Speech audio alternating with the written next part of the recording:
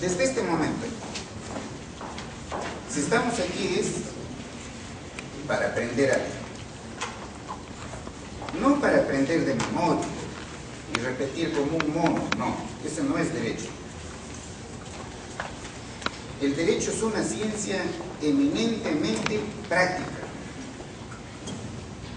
Lo que aquí se explica como lo que se explica en cualquier clase, en cualquier foro, en cualquier conferencia, mesa redonda, etc., ¿no? Lo que se explica en derecho es para aplicarlo allí en la realidad social.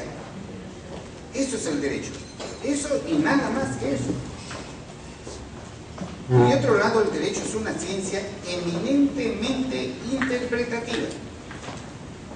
No hay derecho sin interpretación.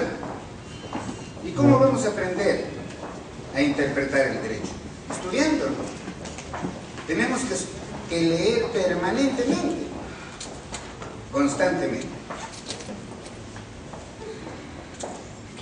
Pero ¿dónde se comienza a aprender? Aquí en la clase. Lo que se explique aquí, ya no lo van a encontrar en cualquier libro, porque lo que se explica aquí prácticamente es un resumen de todos los libros que hay sobre la materia. Estamos acostumbrados a irnos al salón de clase, a tomar un apunte y con eso dar un examen y luego que nos regalen el título. Consecuencia, el fracaso terrible de la educación en el país. ¿Y eso a qué da lugar? Da lugar a que el Poder Judicial esté descalificado. Ustedes saben, el Poder Judicial tiene una aceptación entre el 18 y el 17%, lo cual es sumamente grave. Y ustedes dirán, pero es el Poder Judicial, es el Ministerio Público. ¿Qué? ¿Y nosotros los abogados? ¿Acaso la administración de justicia depende solamente del fiscal o del juez? Depende del fiscal, depende del juez, depende del procurador, depende del abogado. Los descalificados somos todos. La comunidad no nos acepta. Porque hemos tomado esto de que el derecho es una cuestión, pues que bueno, ¿no? Nos regalan el título en la universidad. Esa costumbre que tenemos, no de buscar un sitio escondido para la clase, en el salón de clase deben estar a las ganadas, el sitio que está delante, para tener la comunicación inmediata con el docente. Pero si comienza a buscar un sitio escondido, no tiene condiciones para ser abogado o para ser abogado, no lo tiene. Nosotros tenemos que ser personas sencillas, personas humildes. Pero eso sí, donde nos toca intervenir, ahí estamos. Porque nosotros tenemos que resolver los problemas sociales. Nosotros tenemos que resolver los conflictos. Tenemos que resolver las incertidumbres. Hay problemas familiares, hay problemas con los bancos, se equivocaron los contadores, se equivocaron los economistas, se equivocaron los sociólogos. ¿Quién lo tiene que resolver? Si alguien hay aquí que trabaja en un banco, ustedes verán, se equivocó el contador, se equivocó el economista.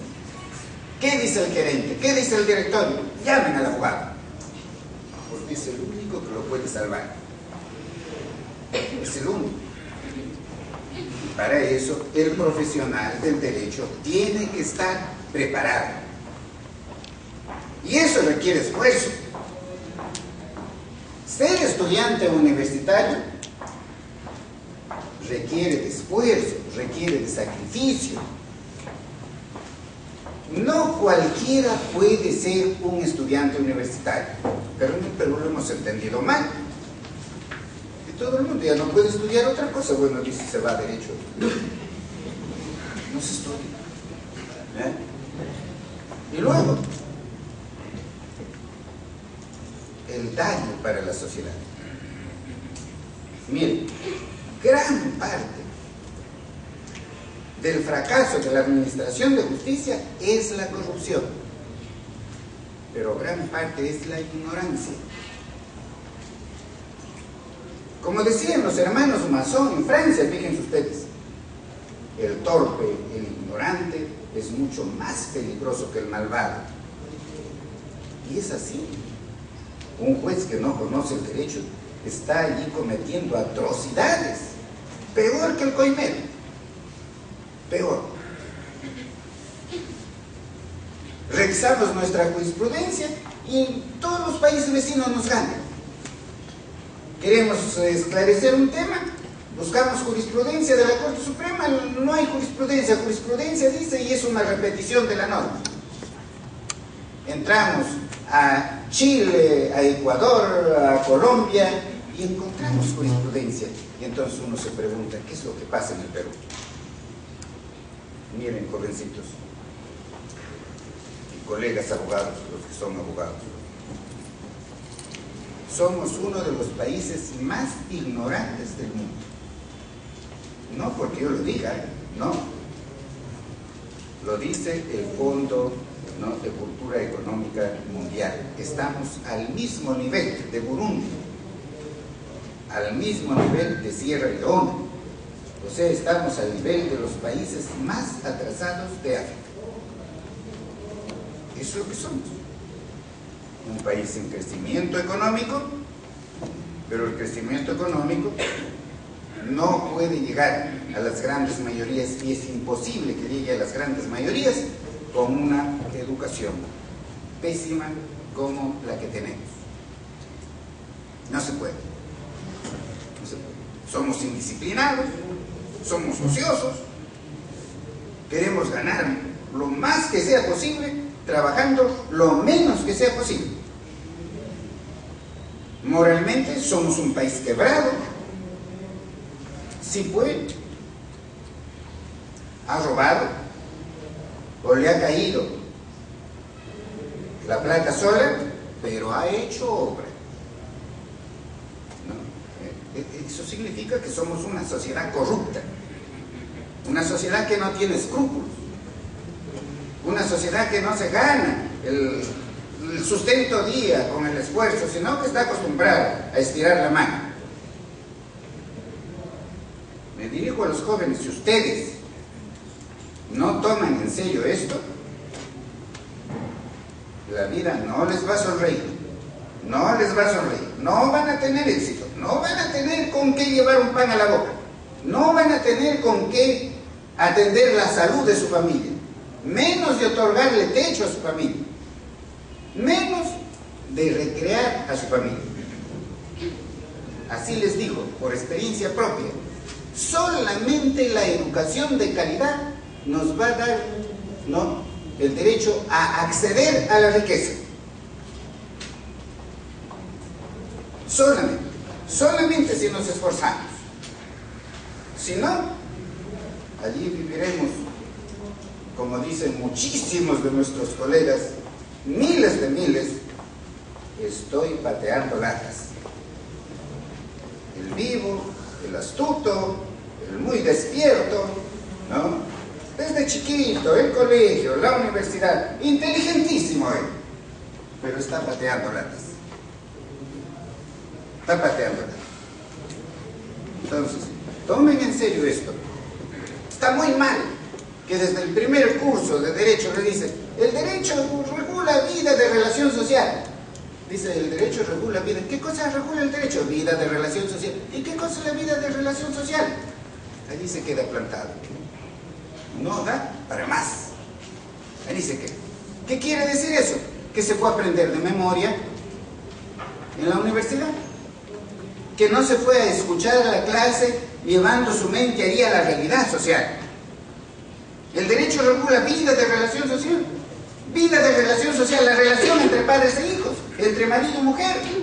La relación cuando se adopta un hijo, cuando se reconoce un hijo. La relación cuando se otorga un testamento. La relación cuando se celebra un contrato de compra-venta, de comodato, de descuento de letras, de leasing. La relación cuando se produce un delito, un homicidio, una estafa, un parricidio, etcétera, etcétera, etcétera, etcétera. Esto es relación social. no para repetir como mono. ¿Qué regula el derecho? Vida de relación social. ¿Y qué cosa es la relación social? ¿Qué cosa es lo que regula el derecho? Y ahí se queda. Y ahí se queda. Fíjense, en lo más elemental. En lo más elemental. Desde este momento, ustedes tienen que saber una cosa. El derecho es hechos, pruebas y ley, norma jurídica. Eso. Y nada más que eso. Todo lo demás es novela. Los expedientes judiciales están llenos allí de novela, de telenovela, de argucias, de malas artes, de conductas torticeras de los abogados, de los fiscales, de los jueces. De eso está lleno allí el Poder Judicial, el Ministerio Público. Ustedes tienen que limpiar eso como buenos profesionales del derecho, como abogadas, como abogados, ¿no? Ir con esa firme conciencia. El derecho es hechos, pruebas y ley. Eso y nada más que eso.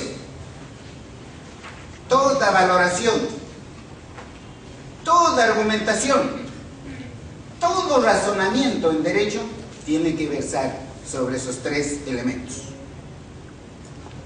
Esos son los límites. Por ejemplo, en un proceso judicial. Esos son los límites al celebrar un contrato. Cuando ustedes van a celebrar un contrato, van a asesorar, ¿no? Allí redactando un contrato, a las partes le tienen que preguntar qué es lo que quieren regular. Tienen que conocer cuáles son los hechos. Y tienen allí que prefabricar las pruebas para que si el derecho de su cliente es contestado, en el futuro lo puedan resolver rápidamente. Ese contrato lo van a redactar aplicando allí la ley. Y para aplicar la ley, ustedes tienen que conocerla. Y para conocerla, ustedes tienen que saber interpretar la ley. Y eso no se aprende de la noche a la mañana. Para eso estudian ustedes varios años en la universidad. Varios años. Aquellos que estudien por correspondencia y eso, compren su carretilla y váyanse a vender helados. Les va a resultar muchísimo mejor. Muchísimo mejor. Porque solo les están estafando. Esas universidades que han reducido al mínimo el tiempo de estudios en la universidad, y las que lo hacen a distancia, están estafando a miles y miles y miles de jóvenes con la complicidad del Estado. ¿Y de quién? De los padres de familia. Los padres de familia no lo hacen dolosamente, lo hacen por negligencia, lo hacen por ignorancia, ¿no? Porque creen que están ayudando a su hijo, no, o a su hija, no, lo están haciendo un daño para toda su vida. Pero como somos un país subdesarrollado, culturalmente creemos no que lo están haciendo un bien. El padre de familia, hay que educar al padre de familia en el Perú para que tenga la firme convicción de que no hay mejor herencia que se puede dejar a una hija, a un hijo, que no sea una calidad de, ¿no? Una educación de calidad. No hay mejor que eso. No hay mejor que eso. Y otro lado, miren, nosotros tenemos nuestro derecho, pertenece al derecho del sistema romano-germánico. Romano-germánico. Y ustedes saben, el derecho romano-germánico se caracteriza por ser un derecho legislado, por ser un derecho que está allí escrito, está allí en los códigos. Ustedes no pueden asistir a una clase de derecho sin el código. No. ¿Dónde está su código? Saquen su código. Saquen su código. no pueden estudiar derecho sin la ley en la mano, porque si no, el profesor viene a dictarles teorías que no tienen nada que ver a veces con el derecho, y el alumno aprende esa teoría y lo repite, y a veces lo repite de memoria, y eso no es derecho. Miren, como una anécdota me pasó a mí esto en el Consejo Nacional de la Magistratura, en una ratificación, un magistrado, yo leía pues previamente sus sentencias y veía un desastre, era como un cuento de novela, con teorías bonitas, su sentencia, pero había violado los derechos fundamentales de la persona. En la entrevista en público allí le pregunto: doctor, usted para dictar su sentencia, ¿se basa usted en la ley? ¿Se basa usted en la Constitución? ¿O en qué se basa usted? No, doctor, el juez es el que cree el derecho. Yo me baso en la teoría del derecho libre. Ah, ¿se basa usted en eso? En la teoría del derecho libre. O sea, él crea la ley. A este lo han engañado, ¿no? Que el juez puede crear el derecho y entonces puede pues él hacer su propia ley. Entonces hay que cerrar pues todas las facultades de derecho. Ya no es necesario pues. Él crea el derecho. Él sigue la teoría del derecho libre. La teoría existe como teoría. Claro, eso lo ha aprendido en la universidad. Lo ha aprendido seguramente en Introducción al Derecho, en Teoría General del Derecho, en Filosofía del Derecho. Lo ha aprendido como teoría. Existe esa teoría. Pero ningún país del mundo pues adopta la teoría del derecho libre. Y después me entero, había sido incluso el relator, coordinador, no sé qué cosa del Código Civil. Y era docente universitario en una universidad allí de prestigio. Por supuesto que no fue ratificado. Por supuesto que redacté una resolución que se publicó allí en el diario oficial El Peruano. Y luego me enteré que la universidad felizmente ha tenido un poco de vergüenza y también lo ha tenido que sacar. También. No, señores, aquí cualquier mequetrefe, ¿no?, se da de que sabe derecho y habla tontería y media. Ustedes no. Ustedes ya saben desde este momento. ¿El derecho qué cosa es? Hechos, prueba y ley. Eso es el derecho. Eso es el derecho. Un proceso judicial, de la naturaleza que sea, está limitado por los hechos. Si es civil, allí está en la demanda, en la contestación de la demanda. Los hechos probados allí. Y tiene que resolver el juez de acuerdo a esos hechos probados, a los cuales aplica la ley. La ley se aplica a los hechos. A eso y a nada más que eso. La ley se aplica a los hechos. Eso hay que meterlo en nuestra cabeza. No es necesario, no es difícil aprender eso, porque eso es el derecho y además es muy elemental, es muy sencillo. El sentido común dice que es así. El sentido común. Entonces, todo el que ha estado presente, ¿no?, en esta clase,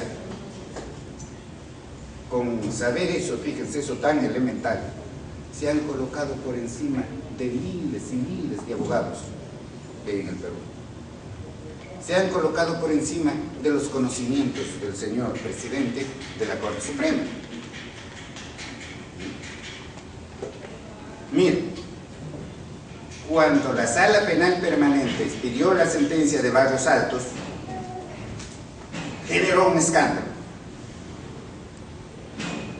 Y ciertos sectores reclamaron que esos magistrados lo sancionen. Incluso el Congreso de la República, ¿no?, congresistas allí dijeron que iban a investigar a estos señores.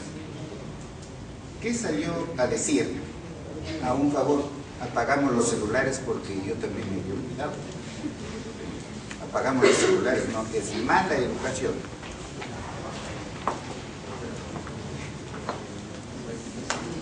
¿No? Venir con con el celular prendido en la clase. No, la clase no se interrumpe por nada, por nada. Entonces, ¿qué dijo el señor presidente de la Corte Suprema? Lo dijo por varios medios, ¿eh? Lo dijo por la televisión, por la radio, en los medios escritos, que los jueces que han dictado esa sala no pueden ser controlados, ni disciplinariamente, ni civilmente, ni penalmente, y lo subrayó con mucha energía, como dice él a veces, no, las cosas, dijo, ni políticamente. Y en una de esas oportunidades lo dijo en el Congreso, ¿no? ¿Y quién contestó frente a esta monstruosidad? ¿Quién dijo algo? ¿Qué colegio de abogados? ¿Qué facultad de derecho dijo algo? ¿Qué? ¿Ah? Si alguien sabe que ese señor estaba terriblemente equivocado sobre el derecho, si alguien sabe, no lo dijo, porque es un rastrero. Se arrastra como una serpiente frente al poder, se arrastra frente a la corrupción, porque también se beneficia de la corrupción.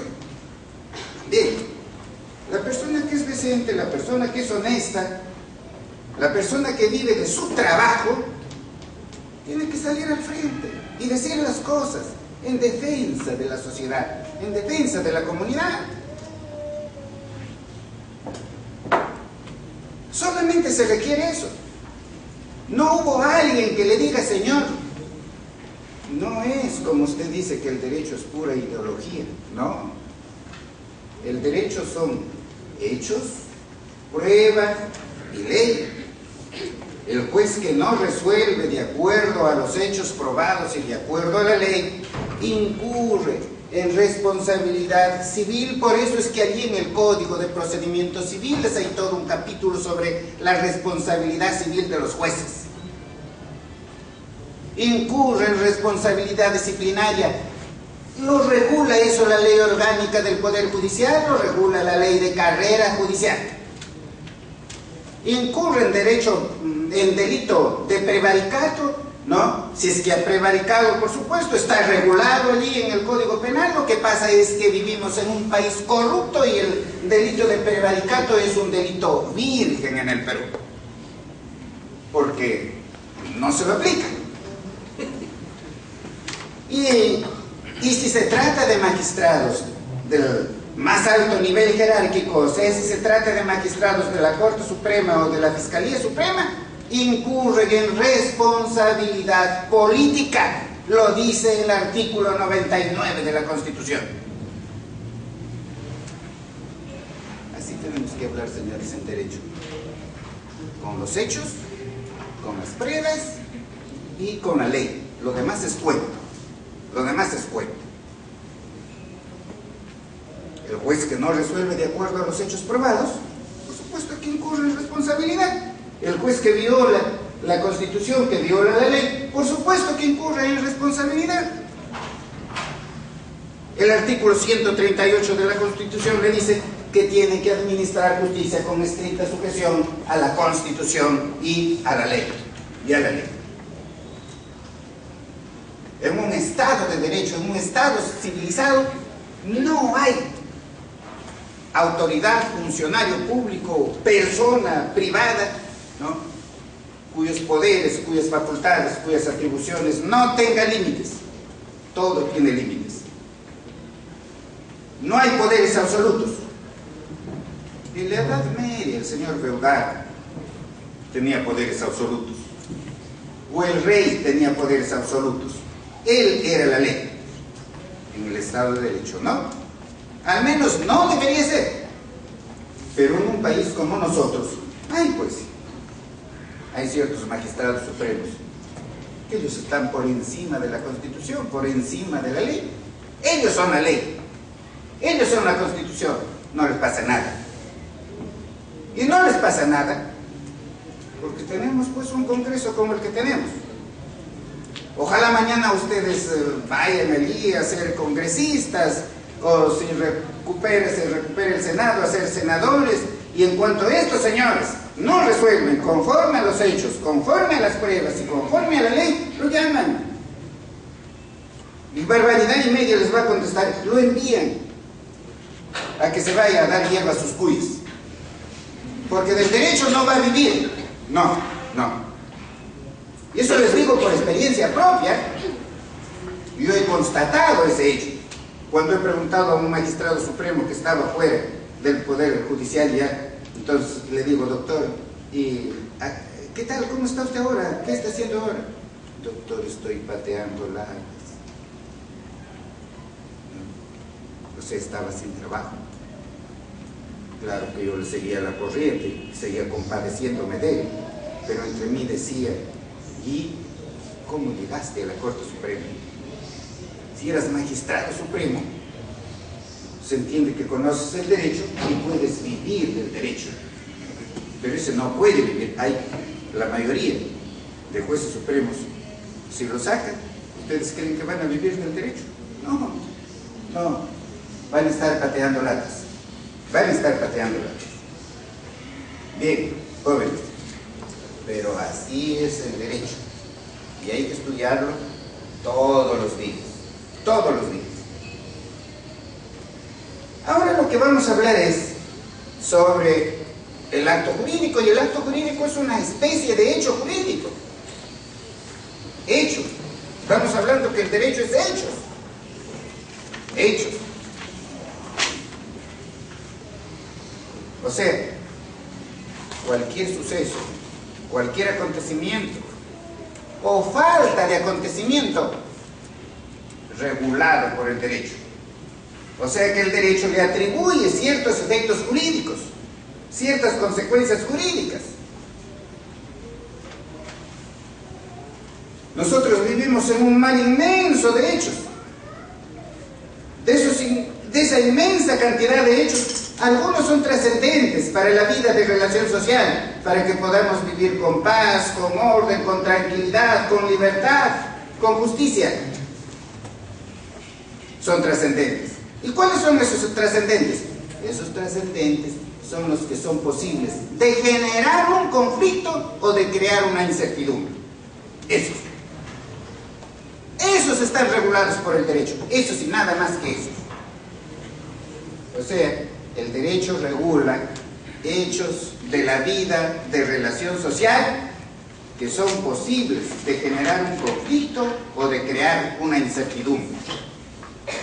El derecho no regula conducta humana individual, no regula nuestros sueños, nuestras pasiones, nuestras intenciones. El derecho no dice a qué hora debemos acostarnos a dormir, no dice, ¿no?, a qué hora debemos tomar los alimentos. El derecho no dice si debemos creer o no creer en Dios. No, no dice eso, ¿no? Si un joven invita a su novia a tomar un lunch en el restaurante X a las 3 de la tarde, se ha establecido ahí una relación jurídica. Ese es un hecho social, ¿no? Ella, hecha una Venus del Milo, está allí a las 3 en punto. El sinvergüenza no llega, son las 3, 3:10, 3:15, 3:30. No llega este sinvergüenza, no llega. La pregunta es, ¿ella podrá irse y a patadas traerlo a la reunión?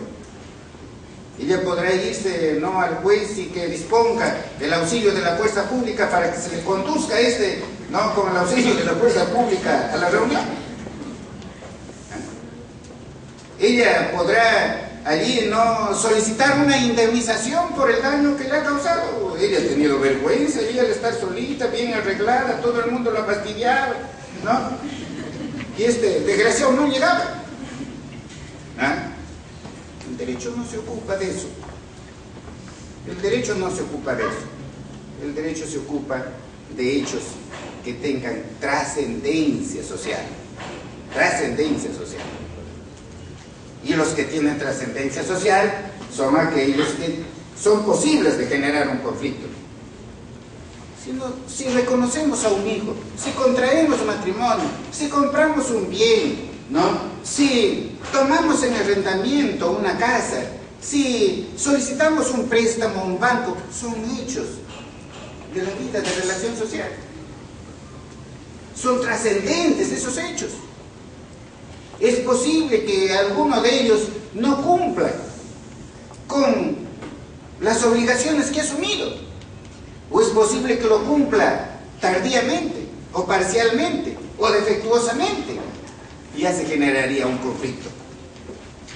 Por eso es que el derecho regula, ¿no?, a esos hechos. Esos son los hechos jurídicos. O sea, cualquier suceso, ¿no?, o falta de suceso al cual el ordenamiento jurídico le enlaza, le aneja una consecuencia de derecho. Solamente eso. Y el derecho lo único que regula son hechos. Eso y nada más que eso. Solamente hechos jurídicos. Solamente. Hechos de trascendencia social. O sea, esos hechos que son posibles de generar un conflicto o de crear una incertidumbre. No regula hechos sociales que no son trascendentes. Tampoco regula los hechos individuales, ¿no? Tampoco la vida individual del ser humano no está regulada por el derecho. Muy bien. Esos hechos pueden ser naturales o externos, o sea, hechos provenientes de la naturaleza. El ser humano no puede hacer nada para evitar su producción, o para retardar su producción, o para acelerar su producción. No puede hacer nada.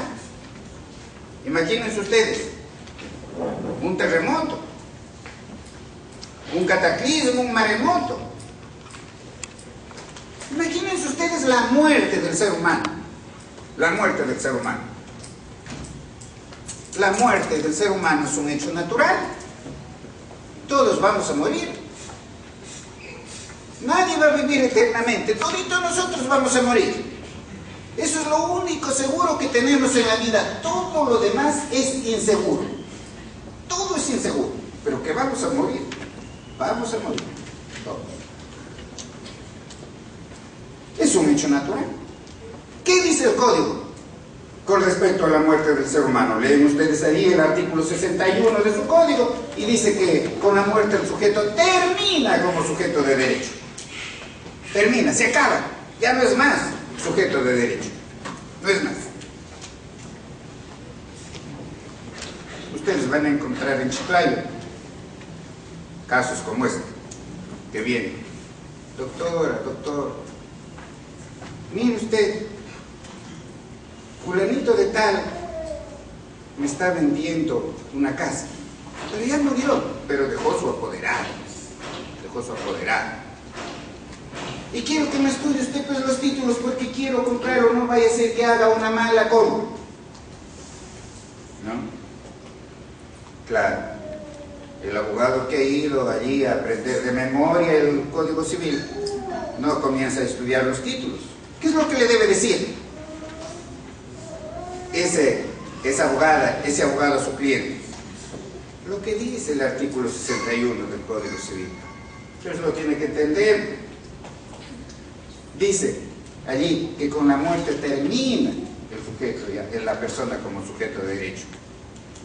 Por lo tanto, los muertos no pueden tener representante. Los muertos no pueden celebrar actos jurídicos ni por sí ni mediante representante. Con la muerte ahí se acabó la representación.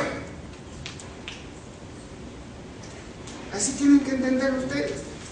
El derecho no es para recitarlo. El derecho es para aplicarlo ahí en la realidad. Yo me he encontrado con esos casos un montón de veces. ¿No? Y casos que dan todavía, ¿no?, lugar a conflictos judiciales. Y se está debatiendo allí el contrato celebrado por el apoderado, cuando el apoderado que ha celebrado ese contrato cuando su poderante ya había fallecido.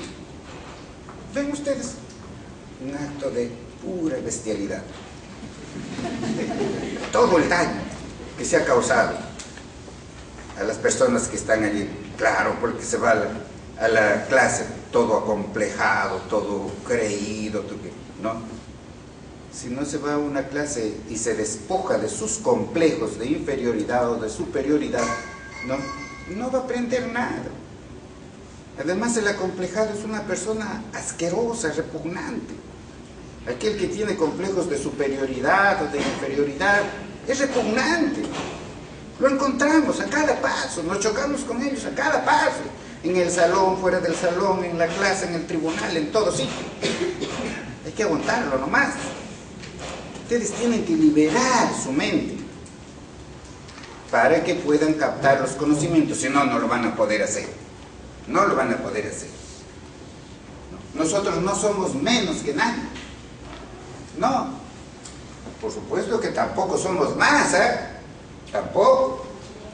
Nosotros somos tan seres humanos como la señora que barre el hotel, que arregla los jardines, que limpia en las calles, igualitos somos.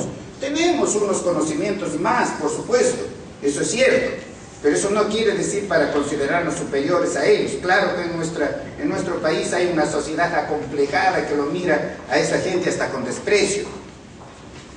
No, nosotros los seres humanos y más los profesionales del derecho hemos estudiado incluso derecho constitucional, el artículo 1 de la Constitución, que allí la dignidad de la persona humana está primero por sobre de todo y lo tiene que proteger no solamente el Estado, sino la sociedad, o sea, todos, todos. Pero para que se cumpla eso tenemos que llegar a ser una sociedad civilizada. Si no, no se va a poder. No se va a poder, ¿no? Entonces, fíjense ustedes, hecho natural, la muerte, un ejemplo. Ya ustedes pues entienden eso. No es como una declaración lírica, es para que lo apliquen, ¿no? En el ejercicio de la profesión. Falleció la persona, ahí se acabó. Todos sus derechos, todas sus obligaciones, sin solución de continuidad, pasa a quién? A sus herederos. Hay que hablar, no hay que tener vergüenza de equivocarnos aquí, no. Aquí nos podemos equivocar. Para eso hemos venido aquí, para no equivocarnos en el ejercicio de la profesión. Sin solución de continuidad quiere decir sin intervalo de tiempo, para que ese patrimonio no se quede sin un sujeto titular ni un solo instante. Eso es lo que quiere el derecho. Los derechos, las obligaciones del fallecido pasan inmediatamente a sus herederos. En el activo sin ningún límite, por más inmensa que sea la cantidad que deja como patrimonio. En el pasivo, solamente hasta donde alcance los bienes que ha dejado.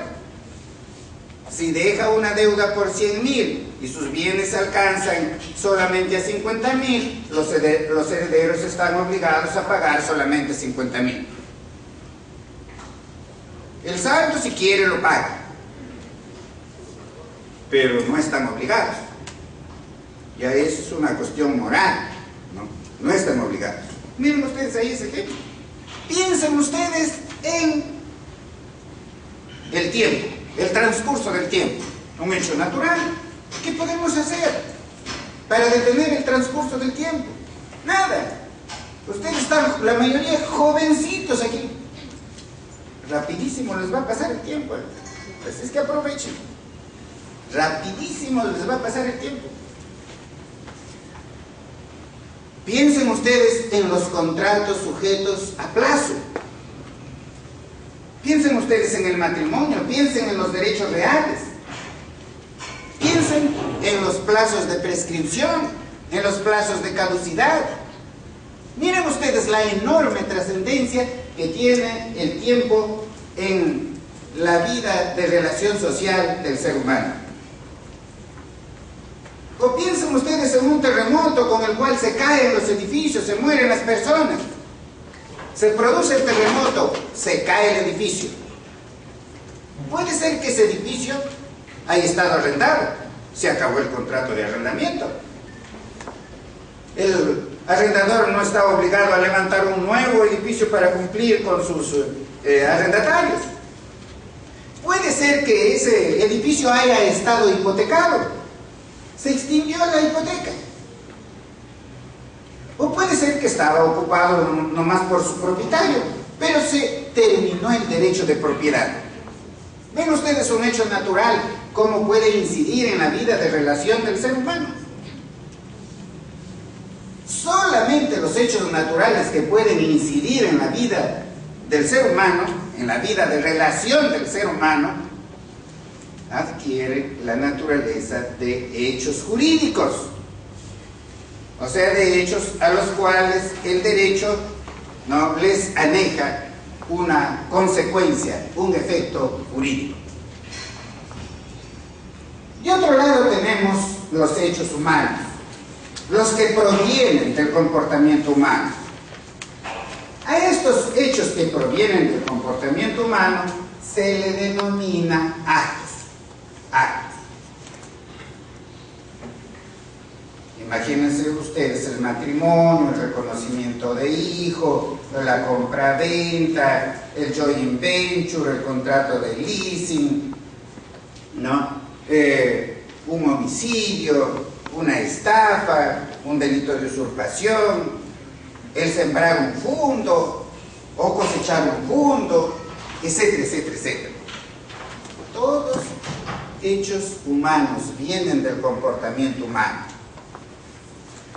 Esos hechos pueden ser voluntarios o involuntarios. Voluntarios. Han sido realizados con discernimiento, con intención, con libertad. Si falta uno de estos elementos, o faltan todos ellos, ese hecho humano es involuntario. Involuntario. Y el derecho lo que regula es eso. Hechos humanos voluntarios o involuntarios. ¿Qué cosa es el discernimiento? Allí, uno de los requisitos del hecho voluntario. ¿Qué es el discernimiento? El discernimiento no es otra cosa que la capacidad natural que tiene el ser humano para poder distinguir entre el bien y el mal, entre lo que es lícito y lo que es ilícito, entre lo que lo puede beneficiar o lo puede perjudicar. No se adquiere a una edad determinada. En cada caso concreto hay que establecer si la persona tiene o no tiene discernimiento. Si hay conflicto allí, lo resolverá el juez, ayudándose, por supuesto, con la prueba pericial. La intención quiere decir que el sujeto realiza ese acto queriéndolo, pero no queriendo solamente el acto, sino también queriendo sus efectos, queriendo sus consecuencias, ¿no? La libertad. La libertad quiere decir que el sujeto actúa libremente, espontáneamente. No ha obrado bajo los efectos de la violencia, de la intimidación. Si es así, el hecho es voluntario. Voluntario. Falta alguno de esos elementos, o todos ellos, el hecho humano es involuntario. Además, ese hecho humano voluntario puede ser lícito o puede ser ilícito, ¿no? Lícito. Aquí no hablamos, ¿no?, de la licitud en términos penales, o sea que ese hecho humano esté tipificado allí en la ley penal como delito. No, aquí hablamos de ilicitud en términos generales, ilicitud en su sentido civil. El hecho humano voluntario será ilícito cuando es contrario al ordenamiento jurídico. ¿Y cuándo es contrario al ordenamiento jurídico? Cuando contraviene normas imperativas, el orden público o las buenas costumbres, ¿no? Tal es así que el artículo 5 del título preliminar del Código Civil dice que es nulo el acto jurídico. Allí dice contrario a normas que interesan al orden público, mal redactado, porque los que han redactado nuestro código también con tremendas contradicciones pero hay que interpretarlo. No es lo mismo. Norma imperativa, orden público, buenas costumbres, son conceptos diferentes. Lo que ha debido decir ese código, como lo dice, por ejemplo, el código italiano, o como lo dice el título preliminar del Código Civil Español. Si ustedes quieren estudiar algo sobre el título preliminar, revisen el título preliminar del Código Civil Español. Para mí, el mejor título preliminar. Miren, los españoles se demoraron 15 años solamente para modificar el título preliminar de su código. Y allí dice con toda claridad que es nulo el acto jurídico, que es contrario a normas imperativas, al orden público, a las buenas costumbres. Todo acto no humano, voluntario, es lícito cuando no contraviene las normas imperativas, el orden público o las buenas costumbres.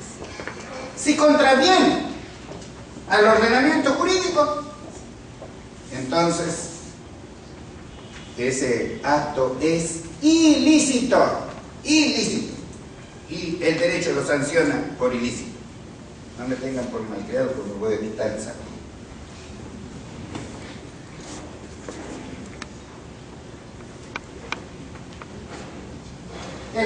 Miren ustedes,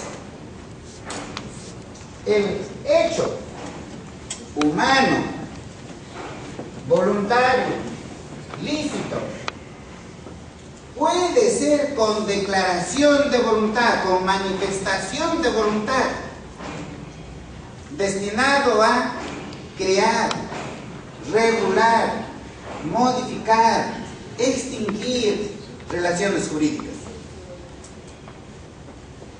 A ese hecho humano, voluntario, lícito, con manifestación de voluntad, subrayo, manifestación de voluntad, orientada directamente a crear efectos jurídicos, a ese se le denomina acto jurídico o negocio jurídico.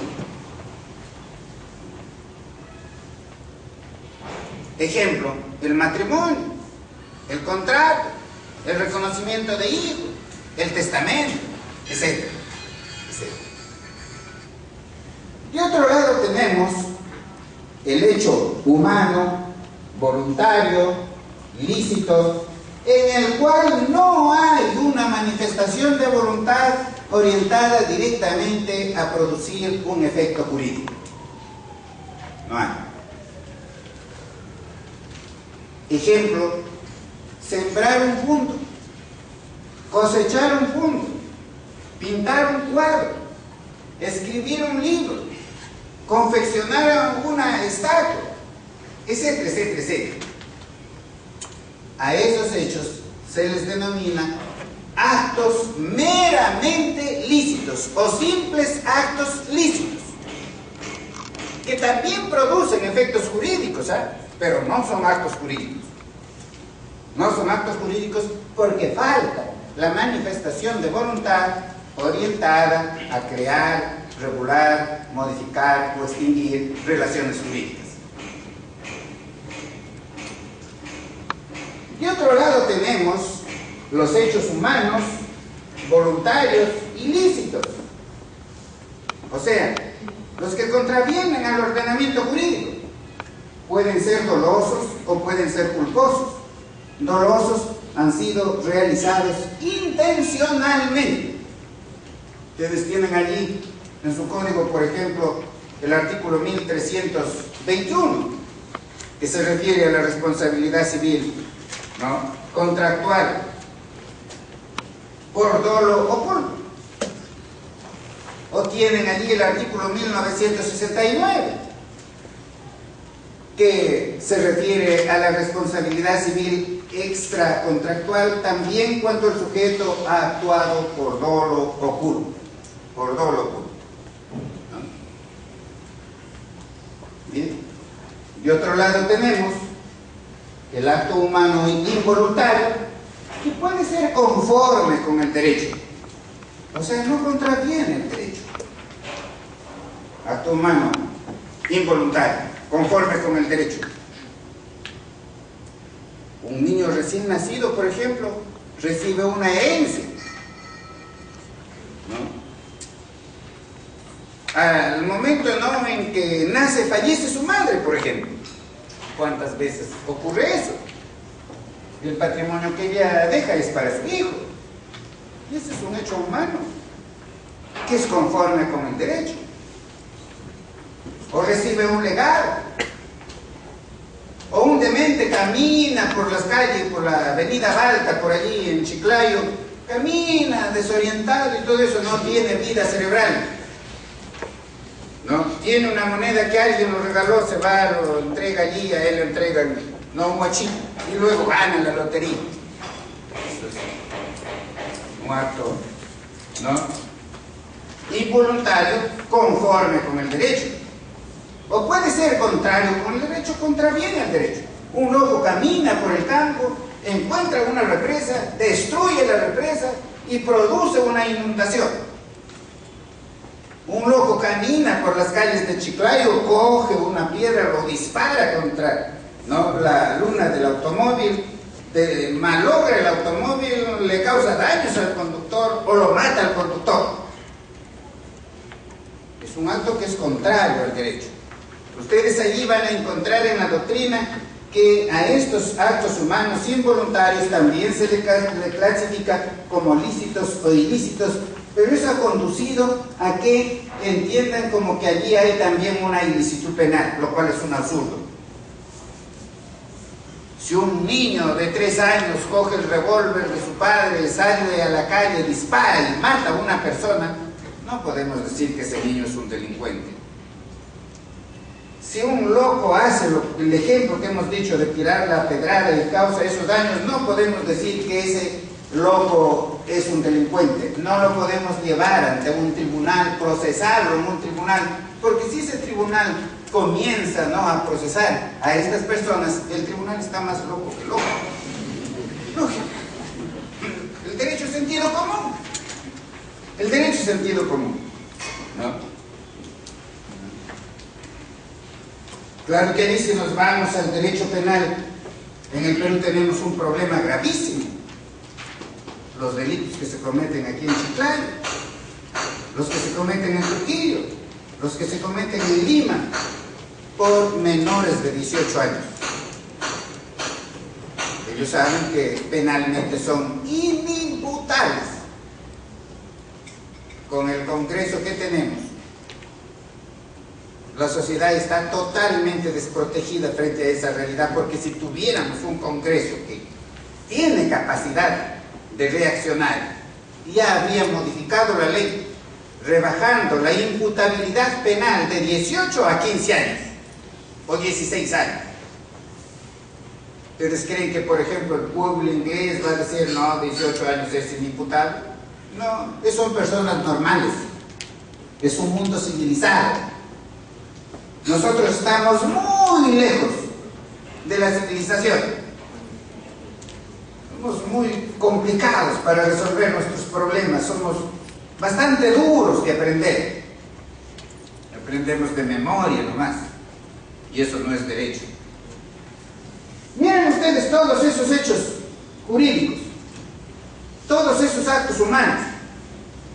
Tenemos, entre los actos humanos tenemos los voluntarios, los involuntarios, los lícitos, los ilícitos, los que son con una manifestación de voluntad destinada a producir efectos jurídicos, los en los que no hay una manifestación de voluntad destinada directamente a producir efectos jurídicos. Tenemos los actos dolosos, tenemos los actos culposos, tenemos los actos conformes con el derecho, tenemos los actos contrarios al derecho. Entonces, fíjense ustedes, allí, si ustedes piensan allí, especialmente los que ya están terminando, y también mis colegas se darán cuenta, ¿no?, que ahí está todo el Código Civil. Allí está todo el derecho privado. En algunos de esos lugares van a colocar las instituciones que hay en el ordenamiento jurídico privado, pero falta una partecita.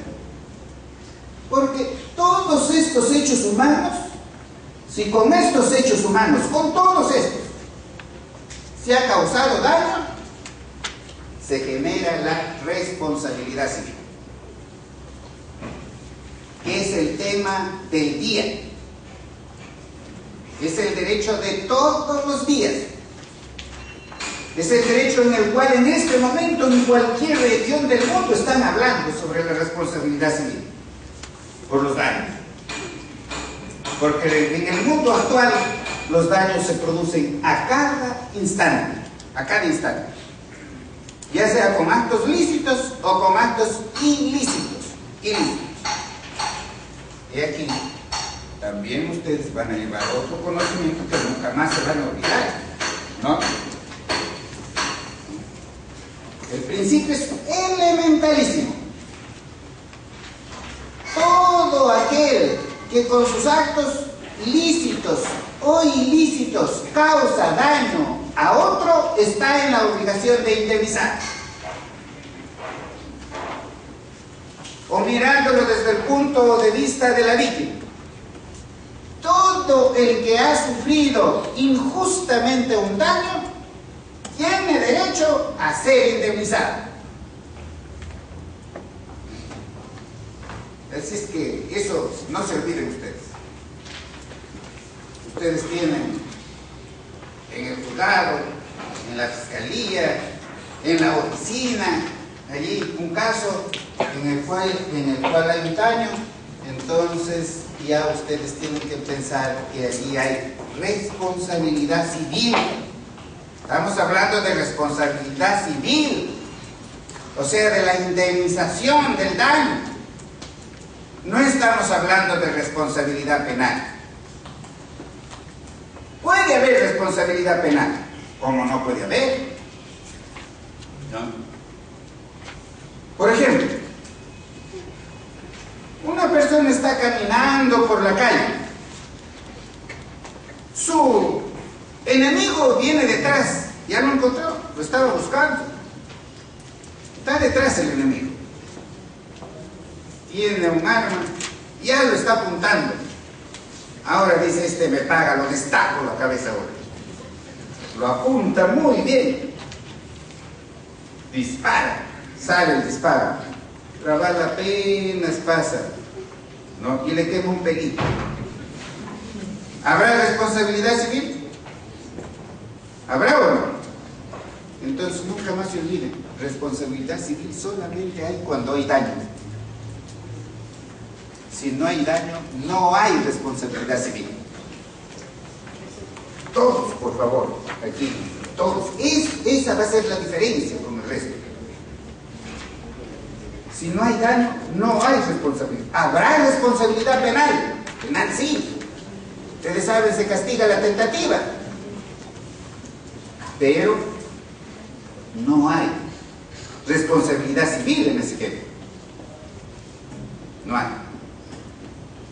En derecho penal no hay responsabilidad penal sin autor. No hay.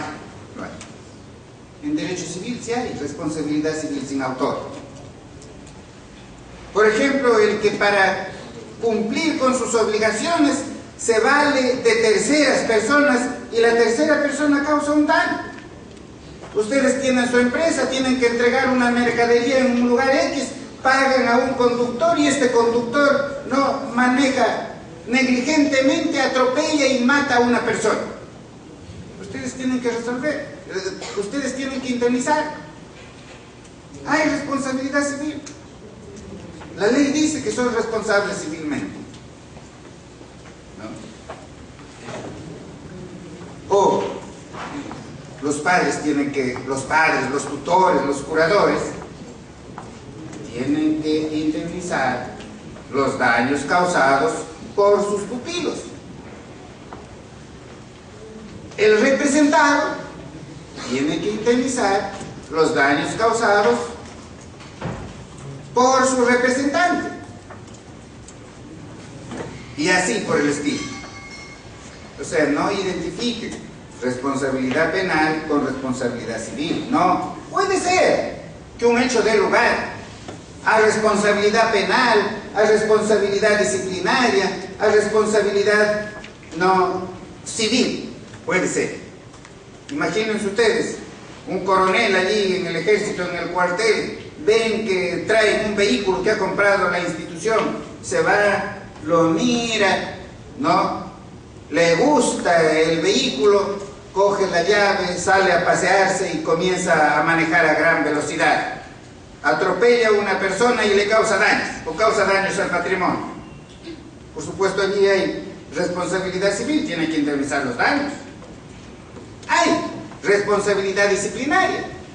Ha incurrido en una conducta infuncional. Ha violado las normas administrativas allí, tiene que ser